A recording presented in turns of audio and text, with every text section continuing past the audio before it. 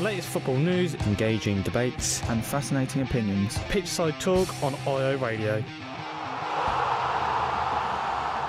Yes, and welcome back to Pitchside Talk. Back for another week.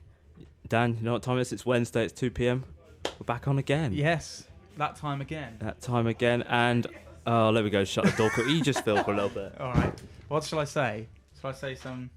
Oh, yeah, we've got a new Instagram account. We've got an Instagram account now, haven't we? We've got... Yes, we have. Sorry set about that up. So sorry about that.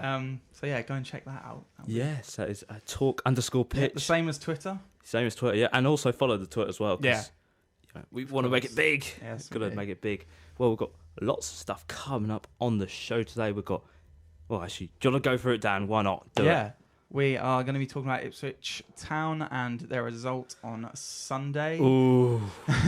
And also the game tonight as well. We're going to be talking about the Premier League and the results at the weekend, and also the Champions League, because it was on again yesterday. Yes, and it's on again tonight. And on tonight. God, there's just football everywhere. Yeah. It's just can't get out already. Stay up to date with the latest footy news. Pitchside Talk on IO Radio. Yes, that is right. Pitchside Talk here on IO Radio. Dan, I guess we better get over and done with now. Yeah. Ipswich Town. Should we start with Sunday? Let's do it. Start with Sunday. Well, Ipswich Town were brought back down to earth with a bump, with a loss to Acton Stanley, ending the unbeaten run. It's over. I was looking forward to it stretching to like Christmas. But, it's ended. I was hoping that would happen. Yeah, they lost to Acton Stanley 2-0. Yikes. That's a bit of a shocking result, wasn't it? Yeah. Well, we were on Sky, so that's probably why. Oh, that's true, yeah. I actually have got a fact about the TV games, or wherever it is. Oh my God, I turned the wrong page.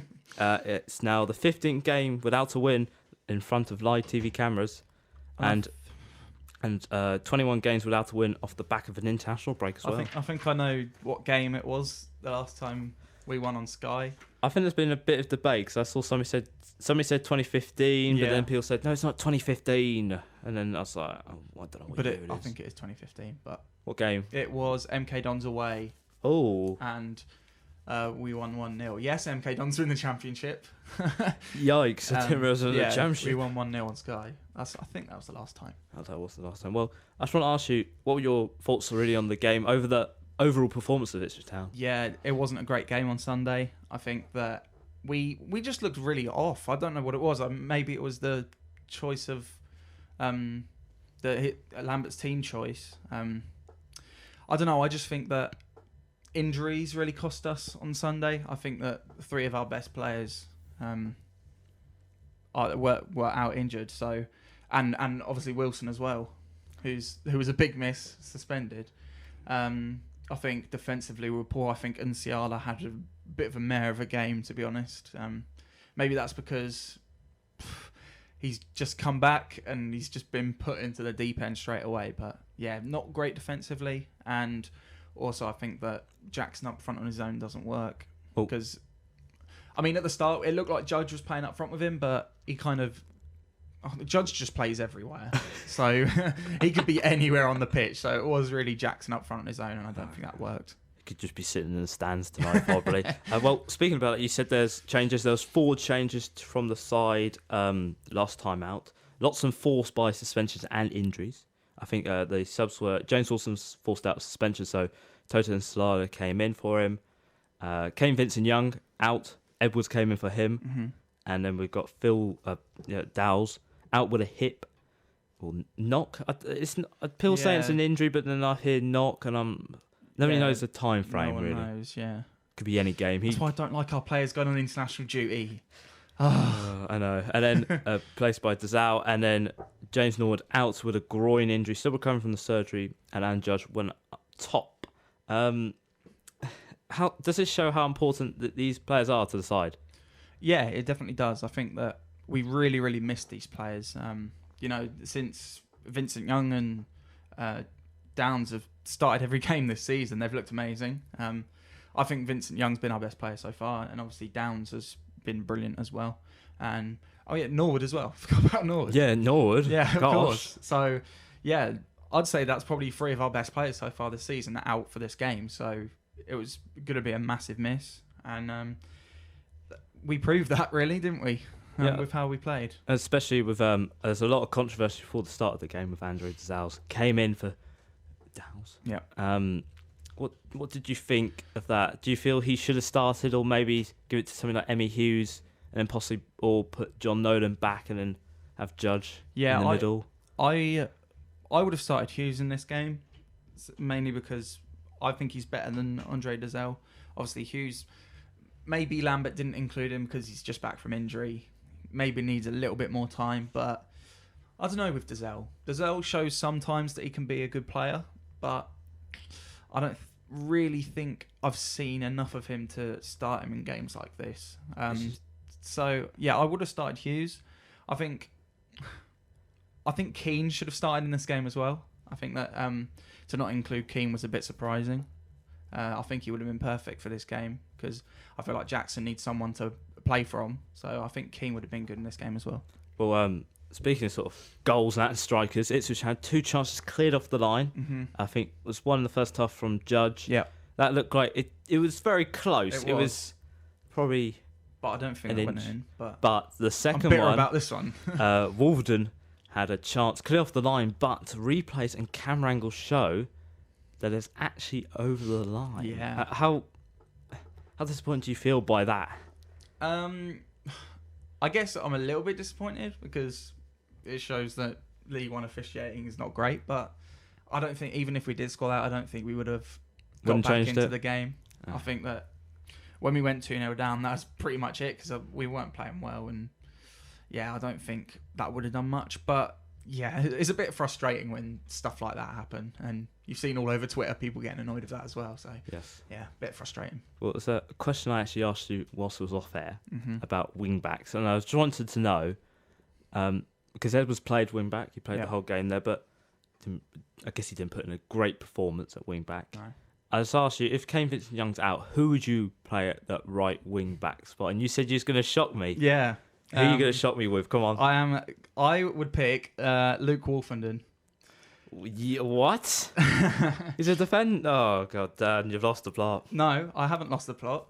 Go Do on, your then. research, George. God. Oh, sorry. Go on, then. You tell me why, then. So, Wolfenden was originally a right back for us through the academy. I actually saw him at Felix on United play at right back. Oh, in a okay. friendly. Here we go. And he was fantastic. He was the best player on the pitch. And I seen him getting forward down the wing. And obviously he can defend as well. So I don't think we have great options if Kane Vincent-Young's out because Edwards is just not a right wing back. And Donatian isn't great. So, yeah, don't want to start Donatian. So I think I would personally pick Wolfenden, but obviously people think differently, but that's my opinion. Yeah, that is your opinion. Only if all 3 centre-backs are fit. Yeah. I think maybe, but I feel a bit shocked by that answer. That's a bit like, I was at Matthew Pendon played like right back last season. Yeah, he did. For a bit, and I was he played like... right back against Norwich, actually. Yeah, and Rotherham. He did all right there, though. Yeah, he did, actually, but I think it's maybe because James Collins was next to Chambers, so it looked solid at the time being. But on Monday... Ipswich were in the first round of the FA Cup draw, and they were drawn out first. The first team. I thought it's ironic. Did you know that's the 3rd time in like 4 years that we've been picked out first? Yeah. I did not know that. That's the stat of the day from Dan. And they were drawn against Lincoln City, not an easy side. League One opposition, not doing too well at the moment in League One after the Crowley brothers exited and went to Huddersfield, who are not doing too well. No, they're improving a little bit, but. Slightly a little bit. How do you feel about getting Lincoln in the FA Cup? My immediate reaction was that is a really boring draw. I think it's not great getting drawn out first. I don't think because you want that suspense as it goes on to see who you're going to get. And I really wanted a non-league club in this draw, a home or away. That would have been good, but yeah, not that happy about this draw because I know that there's a chance that we won't get through the first round of the FA Cup. Ipswich was drawn against Lincoln a few years ago. Yeah. When Lincoln were in non-league football. Yep. And Lincoln beat them 1-0 in a replay. May I just add, in a replay? It's crazy. Live on BBC One. It was. I remember watching that game and going, "Oh my God, what have I just watched?" But is that going to be a thing as well? Just sort of the previous history you had with Lincoln Force, that sort of put a little bit sort of like, this could be quite scary. Yeah, I think so. I think when these things happen in football, fans remember what happens, and that was the time that under Mick McCarthy we weren't happy. So, and that was a big low point in his reign. So I think that's a time that we'll remember, and I think that Lincoln fans would probably make fun of us for that, for what happened then. So yeah, not a great draw, I don't think. Not a great one. Well, we better go on to tonight's game. Ipswich are playing Rotherham tonight. And you're going to be there. I'm going to be there. It's crazy. Yeah. All right. Everyone from Pitch Talk's going to be there. Really? Yeah. Just us two. Yeah. Better get on that Instagram. Make sure you follow us on the Instagram, talk_pitch. Might see some exclusive content. Yeah. You might. Maybe. Keep an eye out for that. Well, how important is it for Ipswich tonight to sort of bounce back from this first major setback of the season, really? Yeah. It's quite important to sort of show they've got that resilience. Yeah, it's really important to bounce back today. I think this is the first game that's a must-win this season. I think if we don't get the result today, that could really hinder our performances, I think, in the next few games. The confidence will be low if we don't get the result today, and we could go off top of the league today. So, it's really important to bounce back, and I think it's going to be a tough game. Rotherham aren't mugs, as Mick McCarthy would say.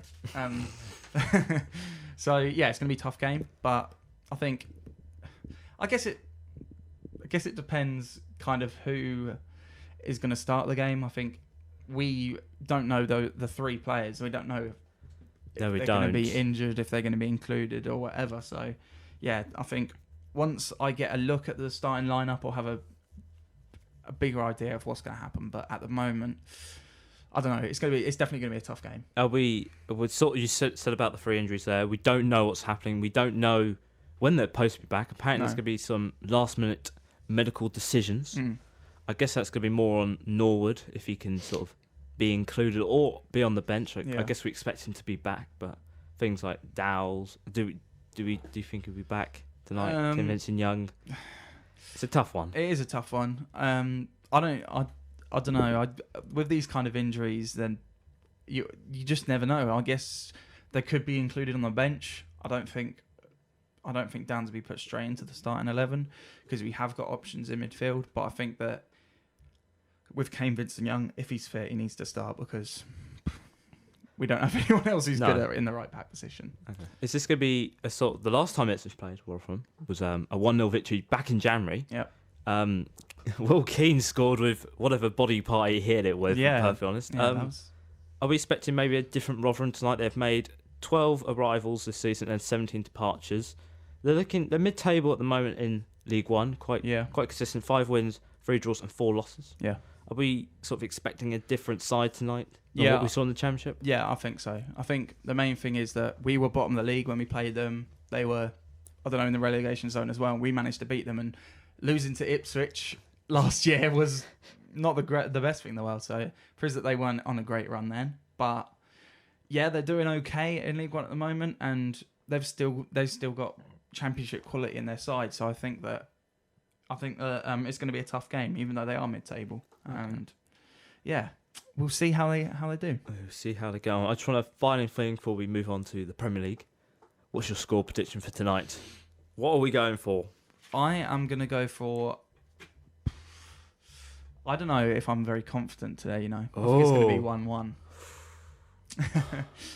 Yeah, I don't know what it is, but I think it's going to be 1-1. I'm going to go for... I don't feel confident as well. I'm going to go for a 2-2.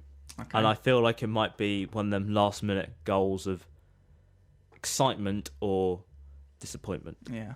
Okay. Yeah. Not positive from us, but when we come back, we're going to talk about the Premier League in all its glory. We had big matches, controversy everywhere. Gosh, why can't we just have Championship football again? Pitchside Talk on IO Radio. Welcome back to... Oh, God, this day is just going from bad to worse for me. I feel ill. That's all right. I feel ill. I don't know where I am, perfectly honest. I'm here. You're here. I'm here. Don't worry. And we're going to now talk about the Premier League. It's back after its international break. Big games, big controversy. VAR, we all love VAR. Yeah. Well, no, we don't. Well, you don't have to deal with it week in and week out, where I do. So we're going to move on to the biggest game of the weekend. Probably, I guess, would you say it's the biggest game in England? Well, fans describe it as. Probably, yeah. Yeah. Manchester United versus Liverpool. The game that sort of was described as maybe Ole Gunnar Solskjaer's final moments as a Manchester United manager if he didn't get a result. Yeah. And, well, he stopped the flawless Liverpool by holding them to a 1-1 draw. How important is it for them to get this draw? Yeah, I think it's massively important, especially as you're going away. You're not going away to Anfield. That's not what happened. Especially playing against the team who are top of the league and running away with the league so far. So yeah, it's a great result for them. Obviously, I think that this result has saved Ollie his job.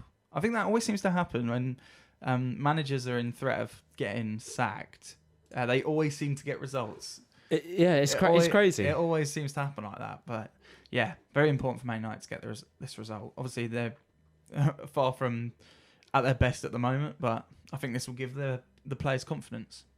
It will give them confidence. They showed quite a lot of fans are describing it as they showed a lot of character, which is something we haven't seen from a Manchester United side since probably PSG. It must have been PSG time. Yeah. So it's quite important for him. And can he sort of build on this result, really? Taking a point off Liverpool. Yeah, I think he can build on this result. I think, obviously, I said before that this will give the players confidence. I don't know who they play next. Have you got your trusty... They play Norwich next. Oh, they play Norwich. Away. The only thing I saw top 5 moments. Okay. Well, I think they'll win that. But, yeah, I think if they can get that win on against Norwich at Carrow Road, then I think that will really give them confidence that they can, come away from these results and get results in the future. So, yeah. Yes, and from going to Liverpool side, having to come back from 1-0 down after...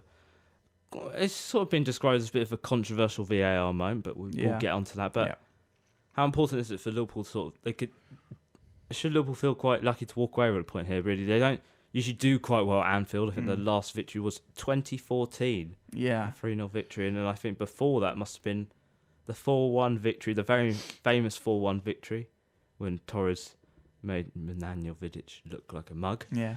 I remember that as well. I was like, yes, very happy by that. But would it feel quite good to walk away with a point? Still undefeated, but not flawless now. No, I guess it's good to come away with a point late on. I think that's something that will give them confidence getting a late goal. But I feel like it's not a great result considering where Liverpool were in the league and how they're doing. But it's good to show that they have that resilience to get these results when things aren't going their way, because it's not going to go their way all the time this season. So, yeah, I think that's a good sign that they can, get these equalisers in last minutes and grind out these results as well, because that's what you need to succeed. It is what you need. But the game was very much overshadowed by VAR controversy. Two was against Liverpool. One was Sadio Mane's handball, which it was a handball. It defined the rules of it hit the hand or the arm. But these new handball rules are a bit dodgy.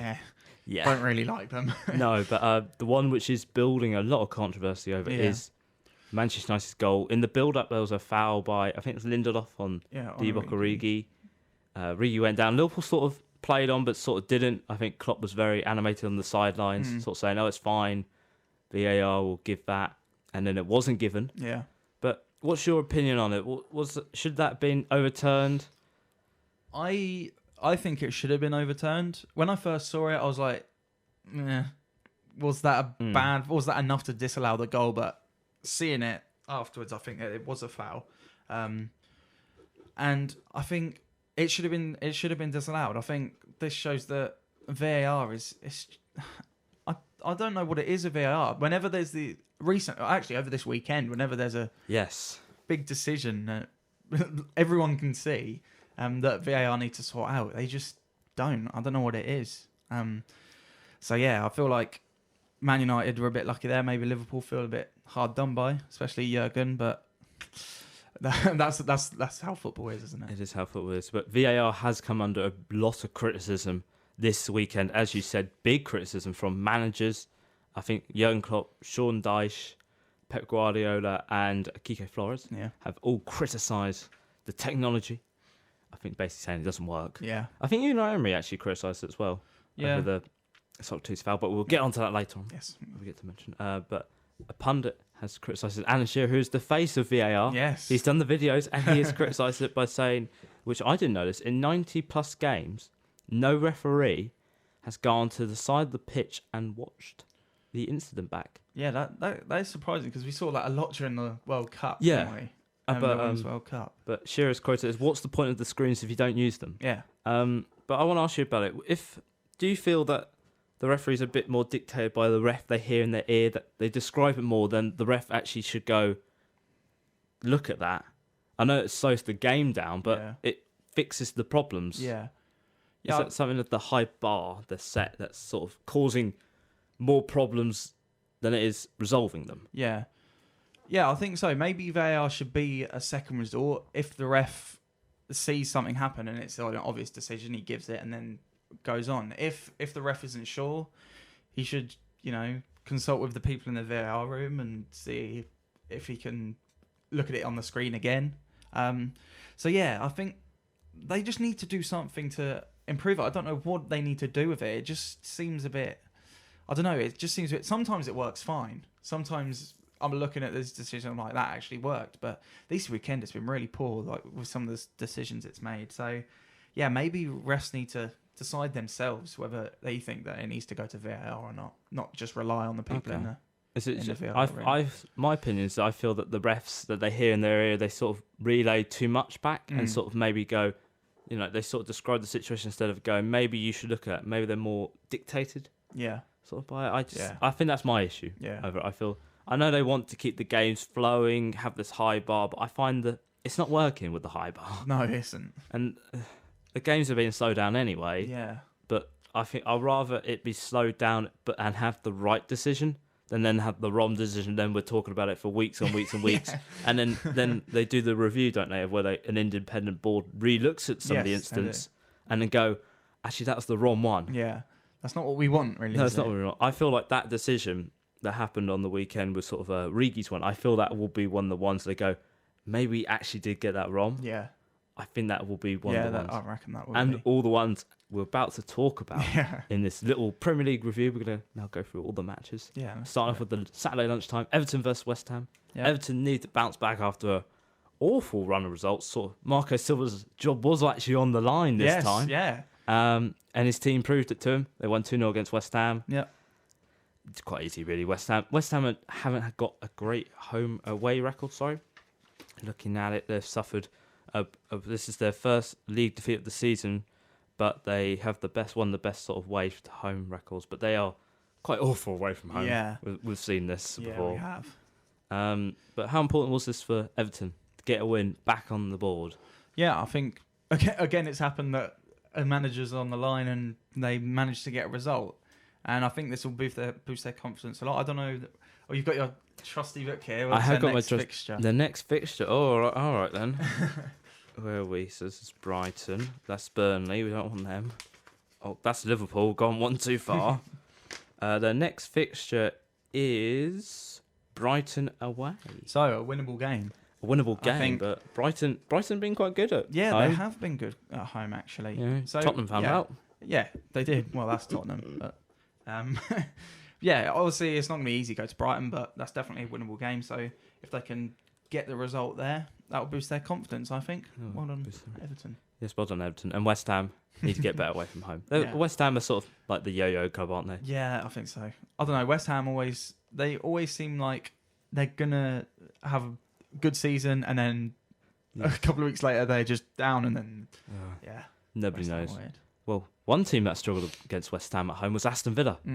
And they left it to the last seconds to win over a 10-man Brighton, beating them 2-1. That is Aston Villa's first back-to-back wins in the Premier League since May 2015 under Tim Sherwood. Wow. Yo, caramba, Tim Sherwood.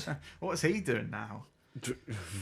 I actually don't know. But this is their first win. They've come back from 2-1 down, which ends a 50-game winless game streak since December 2014, against Leicester.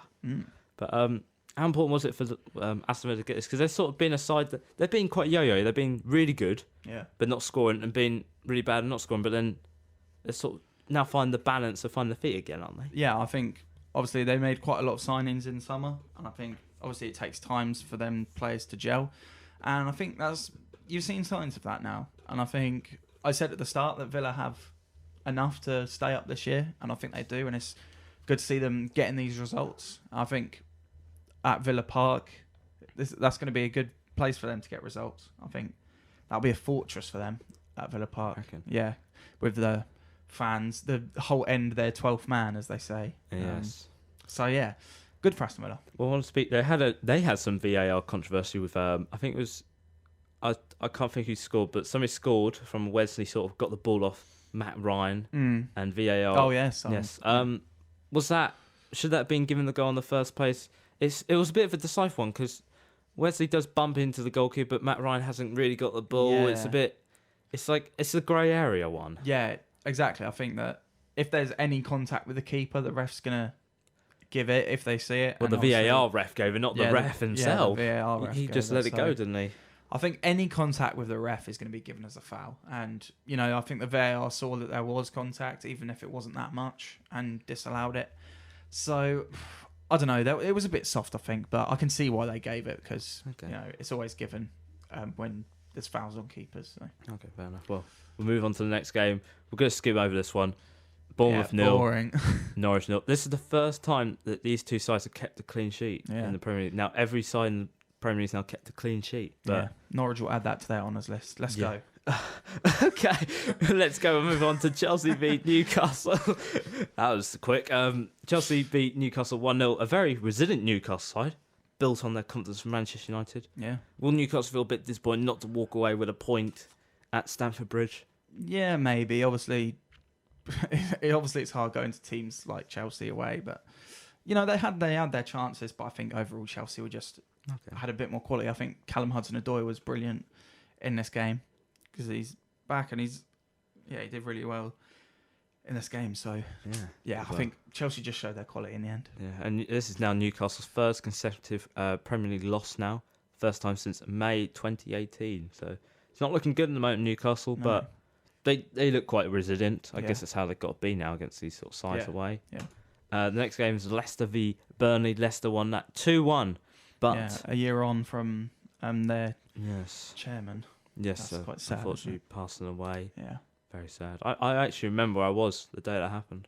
Do you? Yeah, I do. Wow. Because I remember seeing it. I went, no. I don't remember where I was. I do. I remember it very well. Moving from that, they paid honours by winning 2-1. But should the game been 2-2? This is the big thing. This has caused a bit of controversy. Chris Wood scored, but sort of Johnny Evans tripped up and sort of put the ball in the back of the net. But it's sort of from VAR footage that Chris Wood touches him. It's a weird one. Yeah. What do you think? For me, that goal should have stood. I think there's hardly any contact on that at all. Mm-hmm. For me, Johnny Evans just... I don't know if he tripped over his own feet or what, but it looks like he was trying hard to get the goal disallowed. So, I just think he went down too easily, and I think that VAR saw that there was contact and gave it, but I think that was definitely should have stood. Should have stood. Or interesting. Leicester are now third in the Premier League. They're doing quite well. They're doing very well. I noticed that. I want to ask: are they going to be that team that we could actually maybe see finish instead of where Manchester United could finish? That's sick. That we could maybe have a different top six for once. Yeah, I think so. I think Leicester are definitely shown that they've got a lot of quality this year. So I can see Leicester finishing in the top six this year. Ooh, interesting. Well, going over to Tottenham versus Watford, a game that was very controversial for VAR. Yeah. Tottenham earned a point against Watford. They earned a point at home. That's quite weird, actually, saying that. Yeah. So I'm actually getting points, but Dele Alli's goal, which was reviewed by VAR for a handball, didn't hit his arm. Ref No. gave it, but then the board came up with no decision, goal, or like something like that, and I was like, huh? Yeah. What's going on? It wasn't, they said it was disallowed on the screen. Yeah, But gosh, yeah, that was a bit strange. it was a bit strange. But there was some VAR controversy in this game, which Kike Flores has criticised the software for, when Gerard Deulofeu was tackled by Vertonghen, sort of he got tapped once, he got tapped twice, and then he got hooked over the third time, Yeah. and VAR didn't give it. No. What are your thoughts on that? Should that have been a penalty? Yeah, I think it should have been. I think there was kind of 3 bits of contact, weren't There was 3 different bits. I think the last one, I think that would have been given a penalty on his own. I think it was 100% a penalty. How VAR could look at that and say it wasn't, I don't know. But yeah, for me, 100% a penalty. 100% a penalty. Well, this is now so interesting. But Tottenham lucky to walk away with a point, really. It was sort of, what do you think of the Dele Alli sort of VAR thing? Did it hit his arm? I think it hit his shoulder. Shoulder? Yeah, he kind of, I don't know. Well, where does the handball rule start from? I need to know. Yeah, Because it's... I originally thought it was elbow to hand, but I guess with But now they're these saying up. Yeah, but I guess if you put your arm high and it hits you here in like the shoulder area, then it's going to be given. But I don't know. I think it hit his shoulder, and I think that's okay. Next Good time, control, if it hits his chest, will that just be given as handball? I think so. This is what players are appealing for now. Yeah. So it's quite interesting. Yeah. Now we have Wolves versus Southampton. Finished 1-1. Nothing much really happened. No. Did it? It was Wolves. Yeah. I thought they'd be better. They struggled a this bit. season, but They struggled. yeah, they're coming back into their own, I guess, after their win against Man City. Yeah. So It's nothing much happened. That. And speaking of Man City won 2-0 against Crystal Palace. Sort of put a fine performance in, especially that David Silva goal. yeah, Oh, that was a brilliant goal, wasn't it? Even I have to admit that was a lovely goal. Yeah, Coming it from a was. Liverpool fan. That is now Man City's 12th win in 14 Premier League away games since in 2019. 3 more than any other club. Are they sort of now? Man City were looking at, and they're just trying to sort of scavenge back from what's happened. Their poor run they've had, really. Yeah. And especially in this game, they played 2 midfielders as centre backs. Yes, they did. Because they're out of centre backs. Yeah. Very funny. But do we think they're just now trying to scavenge points backs, really? Yeah, I think so. I think they're mostly hoping that Liverpool will drop points, which doesn't look very likely. I mean, I guess you could say they dropped 2 points on Sunday, but yeah, I think they're just hoping that Liverpool will at least lose 1 game so they can catch up. But yeah, I think they just need to keep winning and see if they can, claw their way back. But at the moment, it looks a bit unlikely. It looks a bit unlikely at the moment. But we're going to talk about the last game. Monday Night Football was back as well. Yes. Sheffield United versus Arsenal. Arsenal with trying to chase top 4 dreams. I think if looking at it, they would have gone 3rd. Yeah, they would have. Going 1 point behind Manchester City. That is mad. That is mad looking at their squad. But as it's Arsenal and it's away from home, they lost 1-0 to Sheffield United. And after the game, Unai Emery came under massive criticism for Mesut Ozil. Oh, there's lots of things. There's Mesut Ozil and being compared to Arsene Wenger. As well as if you look at Arsene Wenger's last 47 games to Unai Emery's first 47 games, we have 26 wins for Arsene Wenger, 25 for Unai Emery. 90 goals scored for Wenger, 89 for Unai Emery, 59 for Wenger, 56 conceded for Unai Emery, 17 clean sheets for Wenger, and 10 for Unai Emery. So it's quite similar, isn't it? Very really? similar. And a lot of people have been criticising for the style. It's just similar. Yeah. Do you agree with that? It doesn't look like he's brought players in to change things, but he doesn't play them. Yeah. It's frustrating. Yeah, it is. I guess it is frustrating for Arsenal fans. I think that you can see the similarities between the two. I think they brought in some okay players. I mean, Pepe missed. Didn't he? Yeah, He missed got that open. miss was awful. But looking at their team, that's not the best team they can put out. I don't think. It's a bit poor, but I don't know about Arsenal. I think that they have, if they play players like Ozil, he's comes under a lot of criticism, I know, but I think that Ozil has that quality to change games. But I don't know. I just think I think he keeps picking the wrong starting lineups every time. But and also the defense is poor. They need to sort that out. So very poor. Yeah, it is very poor. Well, speaking of Mesut Ozil, I did some little research, and in his time since his debut in 2013, he's made 522 chances created, more than any other player at Arsenal from that time. But in that time, he's missed 101 games for Arsenal. Yeah. Through injuries. He's actually only had one major injury. That's a hip. So it's quite interesting. Yeah. About him. But do you feel he should be starting? I think he should be starting. I know, as I said before, some people don't really like him, but I feel like he's one of them players that can play that crucial pass in behind to get, Aubameyang or Lacazette in, and I think he should be starting because he has that quality. I don't know what Arsenal fans would think of that, but yeah, for me, Mesut Ozil should be starting. Should be starting. Another controversial opinion there by Dan. Should be starting.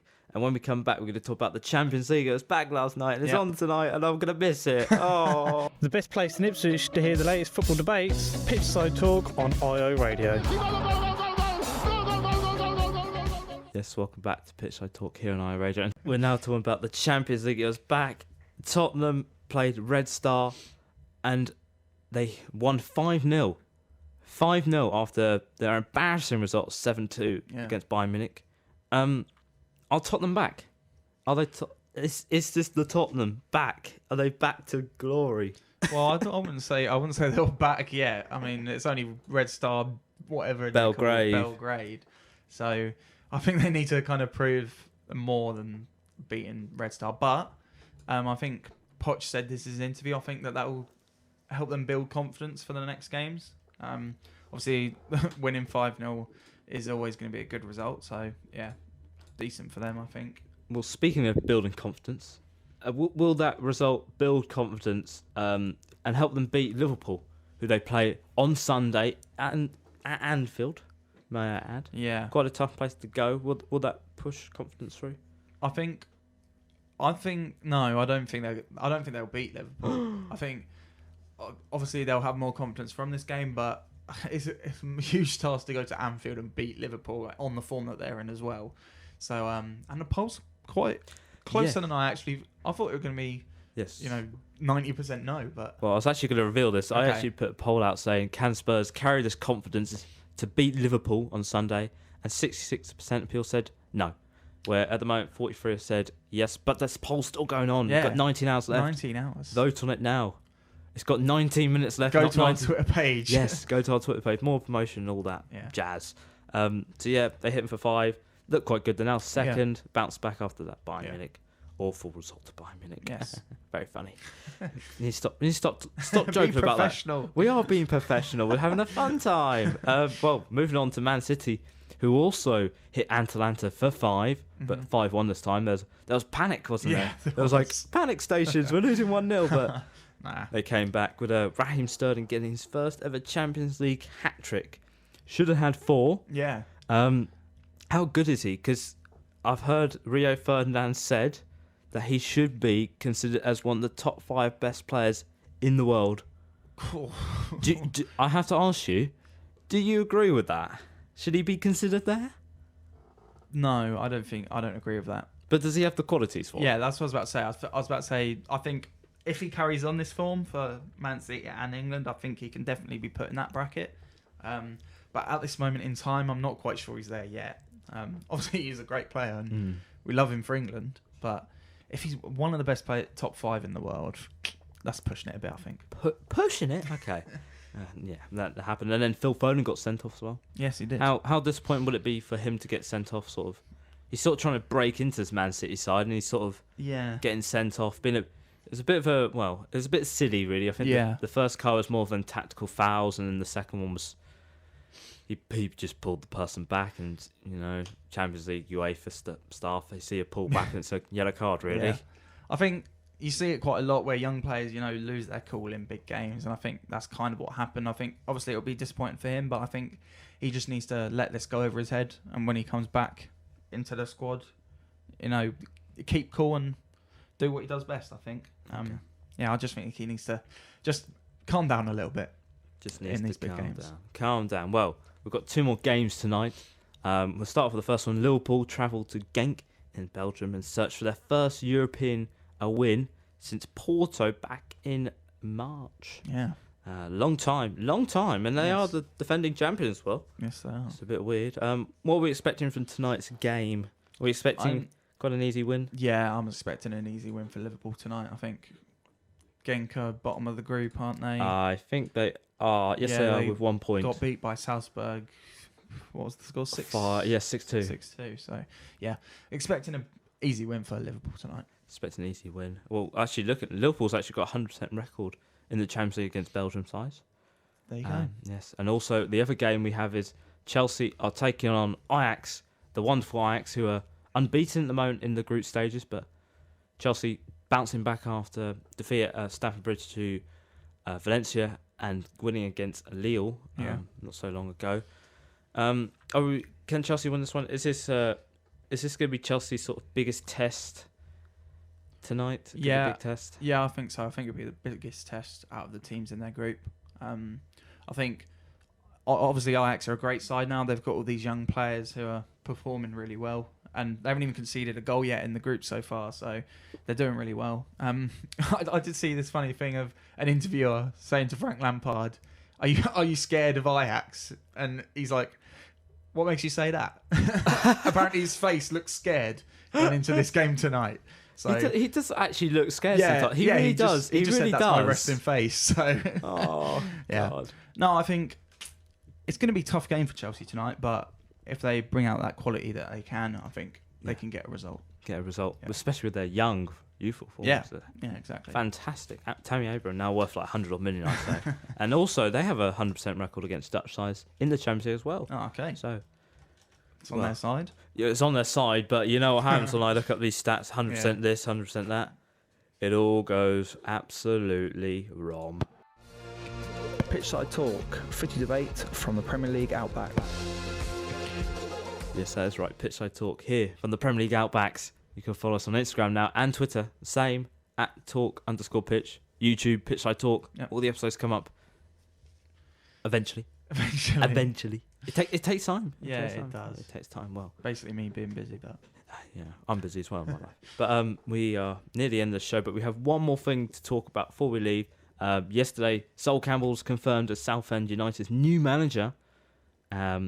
He watched his side last night lose 7-1. 7-1. Oh. And Ipswich played them on Saturday. I just want to ask, is that a good point by Southend? I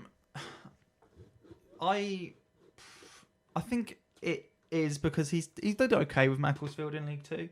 I think he's probably it's a tough one because I don't think that he will be able to save them for relegation, but I do think it's a good appointment. That's a weird thing.